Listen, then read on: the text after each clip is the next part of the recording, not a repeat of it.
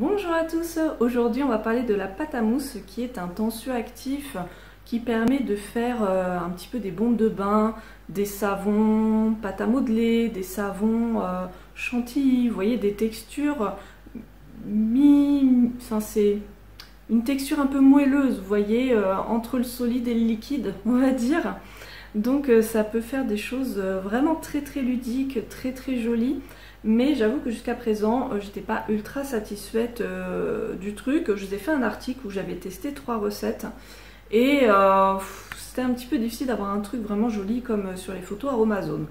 Donc bon, j'avais été un peu mitigée. Autre point important, c'est un tensioactif qui va être bien plus doux que des tensioactifs avec des sulfates, etc.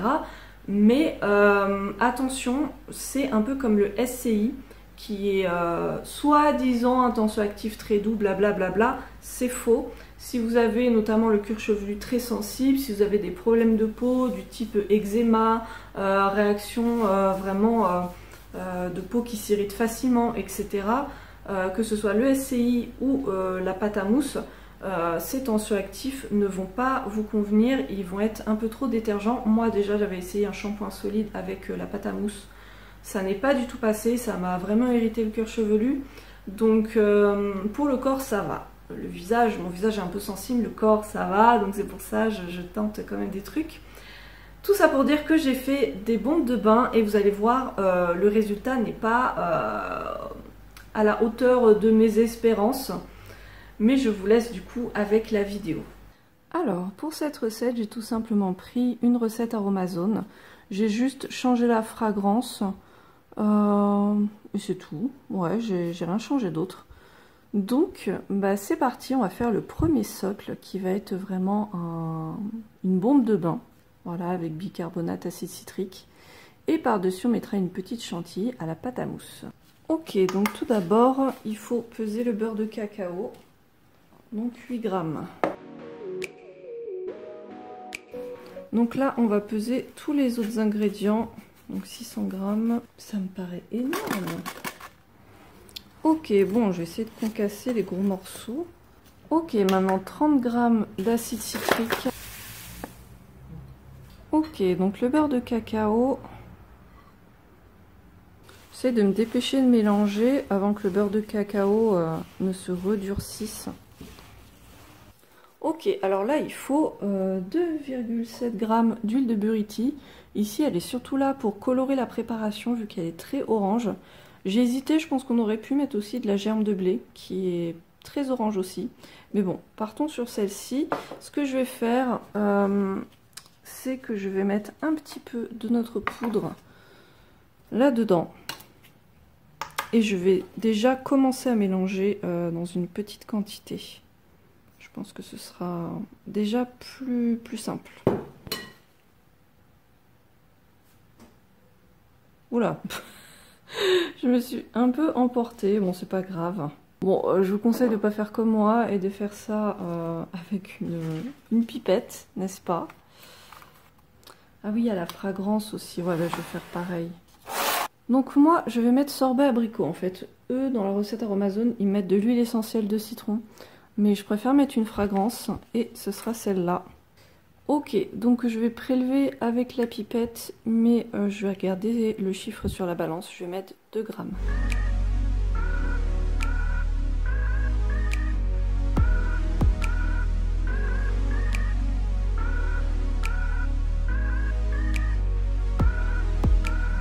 Bon, alors là, on se retrouve quand même avec un souci. C'est une recette Aromazone. Je veux dire, j'ai rien changé. Je veux dire, j'ai changé la fragrance, mais enfin, c'est tout quoi. C'est censé, je veux dire, se compacter pour faire des bombes de bain. Donc, je comprends pas. Je vois pas comment ça peut se solidifier, même en compactant très fort. Très honnêtement, je vais rajouter de l'eau. Bon bah allez, j'ai pris un spray.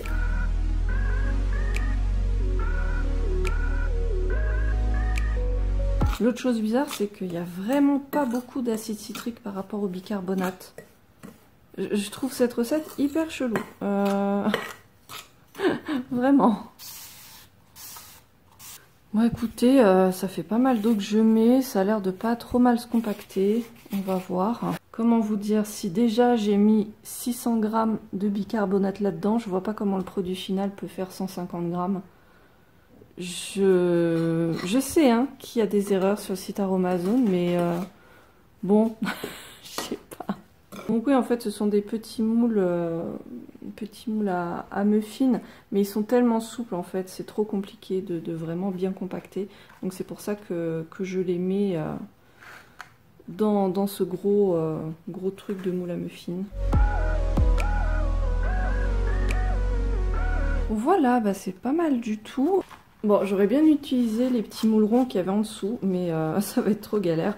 Donc je vais mettre des cœurs. Bon, ça fait des gros moules, hein. Donc je vais les remplir à moitié, je pense.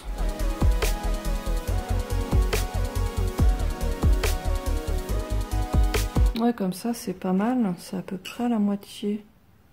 Voilà, ça fait 3 demi-cœurs. Alors, normalement, Aromazone préconise de mettre cette partie au congélateur pendant 20 minutes. Avant de démouler, je crois. Mais enfin, je vois même pas... Enfin, il n'y a même pas d'intérêt à faire ça, en fait. Il faut juste que ça sèche. Donc, bref, ce que je vais faire, donc, pour mettre la petite chantilly sur le dessus, je vais tout simplement la mettre tout de suite, en laissant tout dans les moules. Et puis ça séchera petit à petit, hein.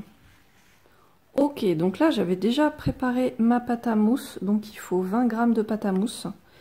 Et on va rajouter 14 g d'eau et 16 g de maïzena. Alors je vais déjà rajouter la maïzena.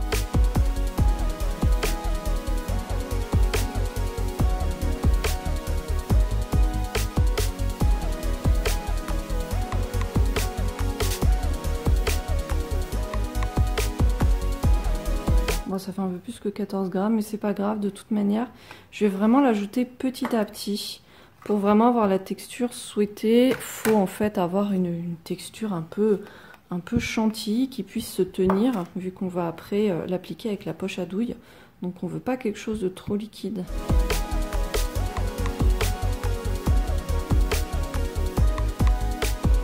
La texture est super intéressante. Vraiment là, on a quelque chose de super, je trouve. J'ai pas mis toute l'eau, mais je pense qu'il faut vraiment se référer à la texture. Bon, par contre, je pense que j'en aurai assez pour 2 petits cupcakes. Enfin, c'est quoi cette quantité? Enfin, je suis désolée, mais je comprends pas, en fait. Bon, on va tester déjà comme ça, hein. Donc, je vais utiliser ce petit truc de chez Aromazone, qui n'est pas extraordinaire, hein, je vous le dis franchement. Bon, alors je galère, autant dans la vraie vie que pour filmer, hein.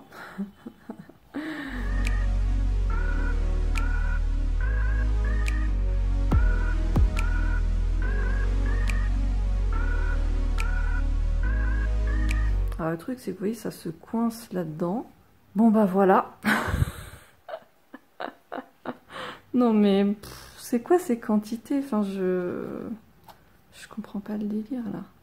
Bon, le souci c'est que il est 18h passé et que moi je dois faire la soupe pour ce soir. Donc je n'ai clairement pas le temps de recommencer une tambouille. Donc je vous retrouve demain pour la suite. Ça va sécher tranquillement, c'est pas un souci du tout, au contraire. Et puis on mettra le reste de la chantilly demain. Voilà. Hey, nous revoici le lendemain. Je viens de faire de la chantilly. J'ai fait la quantité d'hier x2. Oui, parce que vu ce que j'ai pu faire hier, même en x2, hein, ça fait pas une quantité énorme. donc c'est parti.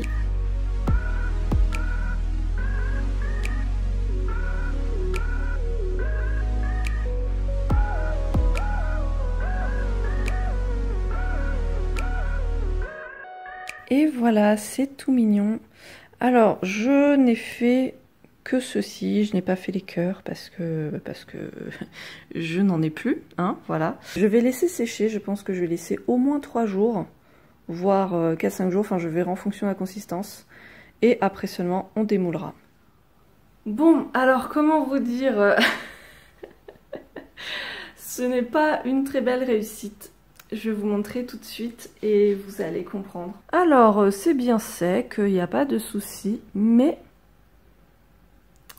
voilà.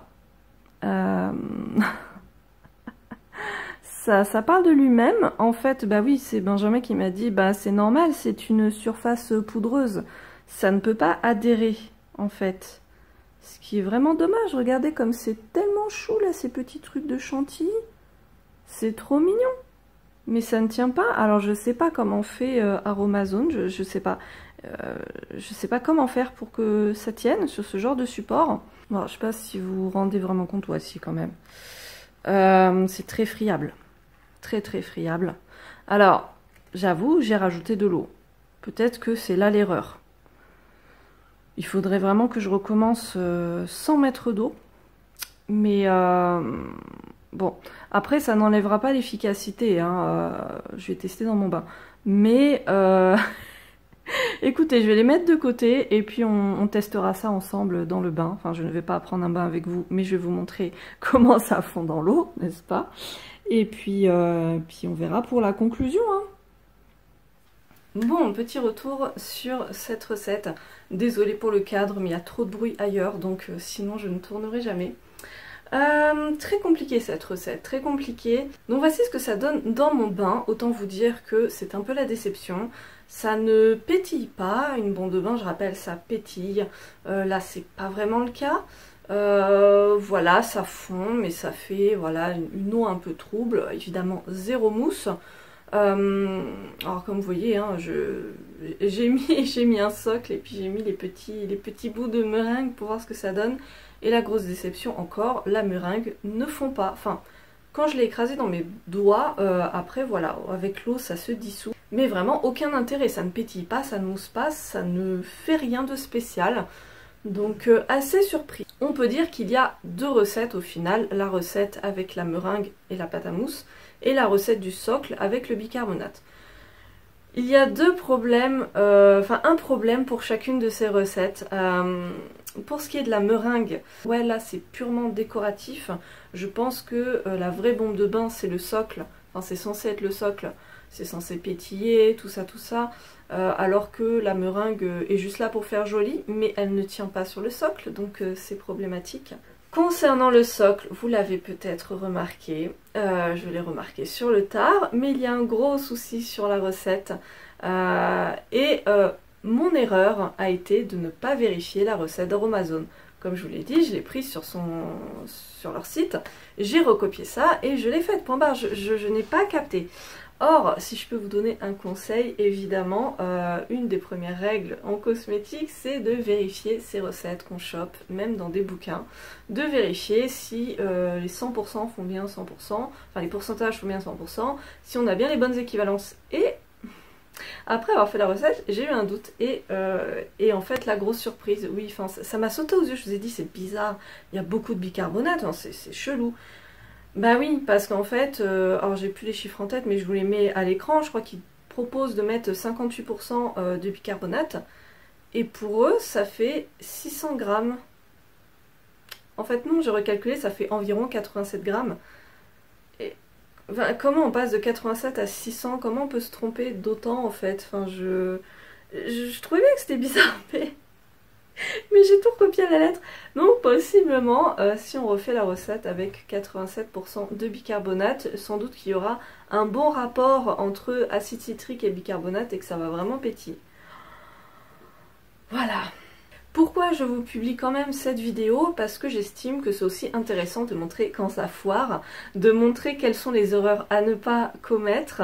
Bon là, voilà, c'est sympa, je peux pas dire que c'est pas sympa à utiliser, mais bon, ça porte pas grand chose au bain, vous voyez. Donc non, j'espère vraiment trouver une super recette de bon pour le bain que j'adore. Je ferai d'autres tests du coup, mais celle-ci je ne vous la conseille pas. Et je ne vais pas publier la recette sur mon blog parce que vraiment là, aucun intérêt de vraiment la conserver. Là, je vous mets le lien Aromazone, vous pourrez revoir directement ce qu'ils ont fait. Je pense que c'est suffisant. En définitive, je pense que vraiment je vais arrêter avec la pâte à mousse. j'en suis pas du tout satisfaite quoi. Je vois pas l'intérêt de ce truc. donc non, je vais arrêter. Suite à ces mésaventures, je vous dis à très bientôt avec j'espère beaucoup plus de recettes réussies que cette fois-ci. Et je vous fais plein de gros bisous. Salut!